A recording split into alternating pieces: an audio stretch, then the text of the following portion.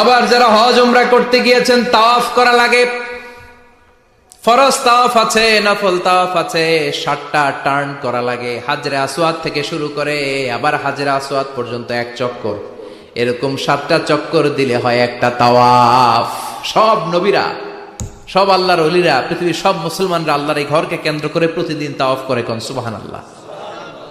এবং তাওয়াফের এই ইবাদতটা পৃথিবীর শুধু ওই এক জায়গায় করা যায়। এটা কি সব জায়গায় করা যায়? আল্লাহর ঘরকে কেন্দ্র করে মক্কাতুল মুকাররমাতে প্রতিদিন আল্লাহর ঘরের উপর 120টা রহমত নাজিল হয়। তার মধ্যে থেকে 60টা রহমত হচ্ছে যারা আল্লাহর ঘরকে তাওয়াফ করে তাদের জন্য, 40টা হচ্ছে যারা আল্লাহর ঘরের সামনে নামাজ পড়ে তাদের জন্য। 40 আর 60 মিলে 100 কাবা। বাকি 20টা রহমত যারা নামাজ পড়ে না, তাওয়াফ করে না, শুধু আল্লাহর ঘরের গিলাফের দিকে তাকিয়ে থাকে, তাদের উপর 20টা রহমত।